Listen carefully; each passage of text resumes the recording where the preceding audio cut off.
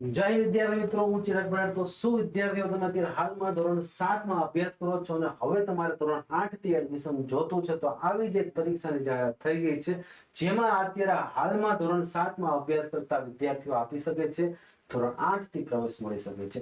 તો આવી નવી અપડેટ માટે હું તમને આગળ હજી ઘણી બધી અપડેટ મળશે, જેમાં વિદ્યાર્થી મિત્રો તમે પેલા અત્યારે આ YouTube ચેનલને સબસ્ક્રાઇબ કરી દો, જેથી કરી આવનારી તમામ અપડેટ તમારા મોબાઈલ સુધી પહોંચી જશે. તો એના માટે સબસ્ક્રાઇબ કરવું જરૂરી છે.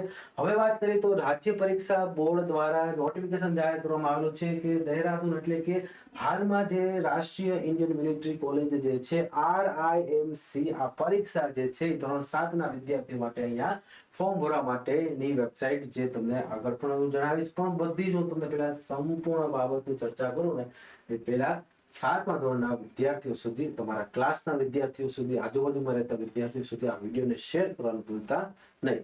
ઓકે, ચાલો. તો અહીંયા ખાસ, કારણ કે જો હું એટલે કહું છું કે ભાઈ આપને ધોરણ 5 અને ધોરણ 8 માં પરીક્ષા આવે ને પછી એડમિશન મળે એટલે આપણે ખ્યાલ હોય છે, પણ આ ખરેખર ધોરણ 7 ના વિદ્યાર્થી માટે ઉપયોગી બનશે. રાષ્ટ્રીય ઇન્ડિયન મિલિટરી કોલેજ એટલે કે RIMC દહેરાદૂન પ્રવેશ પરીક્ષા 2026. હવે પહેલા હું તમને ચોખવટ કરી દઉં કે તમારે આ દહેરાદૂન પરીક્ષા આપવા જવાનું નથી. આ પરીક્ષા જે છે ગાંધીનગરમાં યોજાશે. પરીક્ષાની તારીખ પણ આમ તો આવી ગઈ છે કે 7 જૂનના રોજ આ પરીક્ષા છે, એટલે કે 7 જૂન 2026 ના રોજ આ પરીક્ષા છે. પરીક્ષા ગાંધીનગર હશે.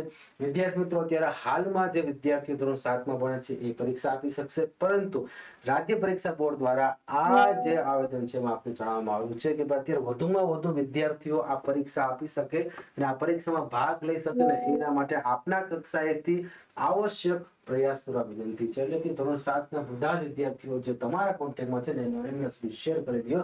હવે આપણે થોડીક ઉંમર બાબતે અને લાયકાત બાબતે જો આપણે વાત કરીએ તો અહીંયા તમને જણાવવામાં આવેલું છે કે જે વિદ્યાર્થીઓ આ રાજ્ય પરીક્ષા બોર્ડ દ્વારા RIMC દહેરાદૂનની જાન્યુઆરી 2027 ના વર્ષમાં ધોરણ 8 માં પ્રવેશ મેળવવા માંગે છે, અહીંયા ખાસ ધ્યાન રાખજો, ધોરણ 8 માં અભ્યાસ કરતા હોય એવું નથી કીધું, પણ એમ કીધું છે કે ધોરણ 8 માં પ્રવેશ માટેની પ્રવેશ પરીક્ષા જે છે એ 7 જૂન 2026 ના રોજ ગાંધીનગર ખાતે યોજાનાર છે.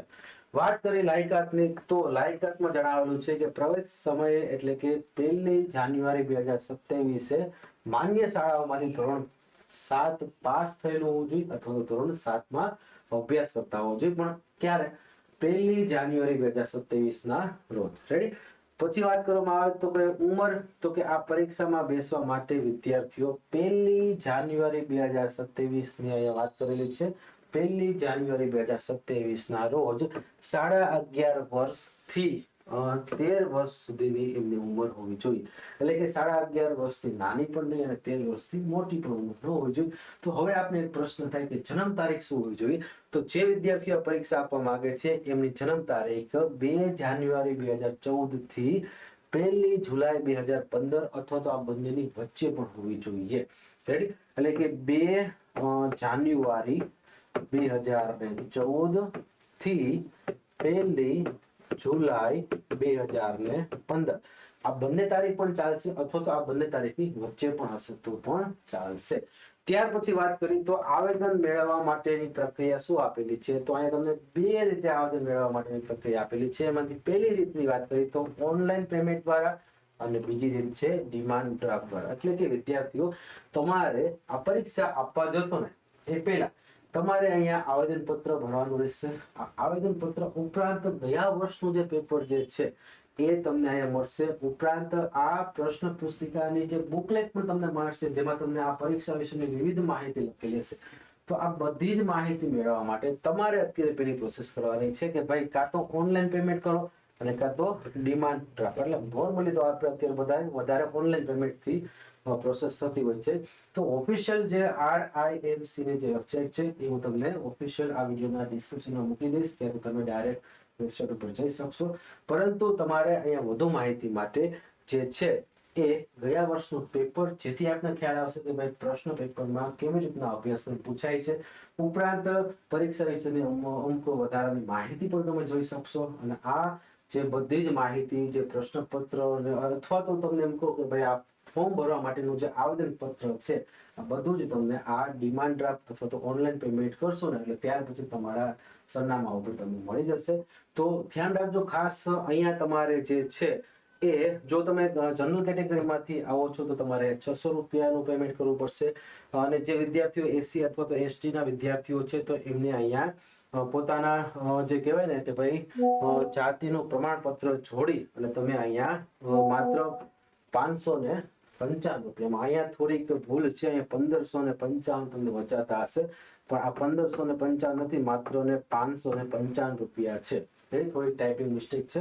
તો ખાસ જનરલ કેટેગરીના વિદ્યાર્થી માટે 600 રૂપિયા અને એસસી અને એસટી ના વિદ્યાર્થીઓ માટે અહીંયા 555 રૂપિયાનું પેમેન્ટ કર્યા પછી તમને અહીંયા ઓફિશિયલ RIMC દ્વારા તમને અહીંયા પોતાના તમારા એડ્રેસ ઉપરથી તમને અહીંયા મોકલવામાં આવશે. તો ખાસ એની છેલ્લી તારીખ કઈ છે એ પણ આપણે સમજવું પડશે, એટલે કે 5 એપ્રિલ 2026 સુધીમાં તમારે આ બધી પ્રોસેસ કરવાની રહેશે.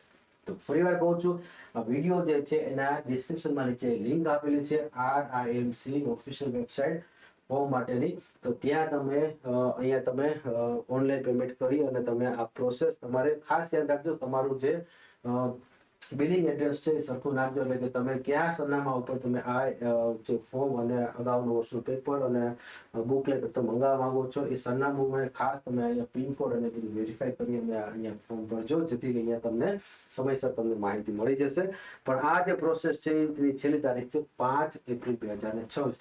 હવે આમાં શું પૂછાય છે, અમુક વધારાની માહિતી, આગળ કેવી રીતના તૈયારી કરવી જોઈએ, એનું સંપૂર્ણ એક ડિટેલ વિડીયો સાથે હું લાઈવ લેક્ચર્સ લઈને આજે સાંજે લેક્ચર્સ રાખીશ. એટલે જે પણ વિદ્યાર્થીઓ કાંઈ આ બાબતે પ્રશ્ન પૂછવા માંગે છે ને તો એમના સુધી પણ એક સચોટ માહિતી પહોંચે ને એના માટે હું આજે સાંજે લાઈવ લેક્ચર્સ રાખીશ, જેમાં તમે તમારા કોઈ પણ પ્રશ્નો તમે પૂછી શકો છો. તો વિદ્યાર્થી મિત્રો, આવી જ રીતે અવનવી અપડેટ અને સમયસર અપડેટ માટે અત્યારે જ આ ચેનલ સાથે જોડાઈ દેજો. સબસ્ક્રાઇબ ખાસ કરી દેજો, જેથી હું જ્યારે પણ વિડીયો અપલોડ કરું, જ્યારે પણ લાઈવ થાવ ને ત્યારે તમારા મોબાઈલ સુધી એની નોટિફિકેશન આવે. તો એના માટે સબસ્ક્રાઇબ કરવું જરૂરી છે. વિડીયો પસંદ આવે ને તો એક લાઈક કરી દેજો. જય હિન્દ, જય ભારત.